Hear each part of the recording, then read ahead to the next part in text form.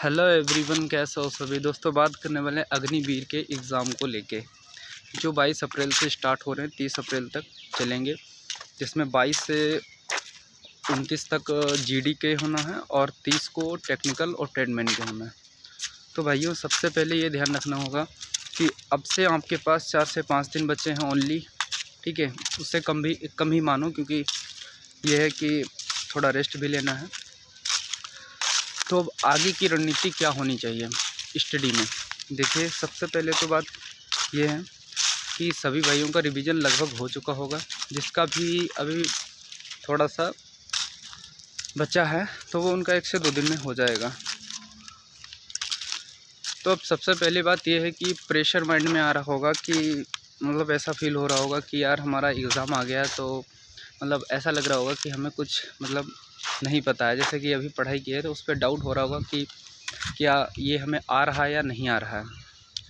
तो सबसे पहले अगर इस बात पे बात की जाए तो ये प्रेशर सबके साथ होता है। किसी भी एग्ज़ाम में जो टॉपर्स होते हैं उनके साथ भी होता है, लेकिन इसको हैंडल करने का तरीका सबका अपना अपना होता है। कुछ लोग सच में इससे डीमोटिवेट हो जाते हैं, ठीक है, और एग्ज़ाम में मतलब गड़बड़ हो जाता है। वो सब नहीं करना है, ठीक है। इससे मतलब इस प्रेशर को इग्नोर करना है, ठीक है, क्योंकि जिस मतलब कोई भी काम होगा उस पर आपने मेहनत से काम किया है, तो जब वो सामने होगा तो कहीं ना कहीं आप उसको कर पाओगे, ठीक है।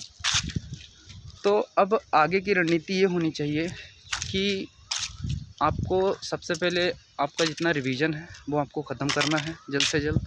कुछ न्यू नहीं पढ़ना है, क्योंकि नया पढ़ने से अब कोई ख़ास फ़ायदा होने वाला नहीं है। वो फिर ऐसा फील होगा कि ये हमें मतलब मेरा तैयार नहीं है। और जब न्यू पढ़ेंगे तो ये तो क्लियर है कि एक बार में तो तैयार नहीं हो जाएगा ना।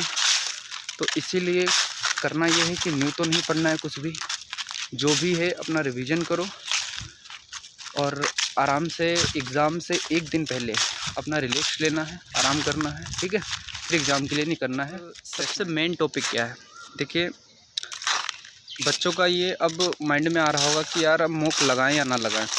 तो अगर मॉक की बात की जाए तो हमारे हिसाब से मॉक बंद कर देनी चाहिए। मॉक टेस्ट जो हैं अब नहीं लगाने चाहिए, क्योंकि 2 से 3 दिन है आपके पास, ठीक है।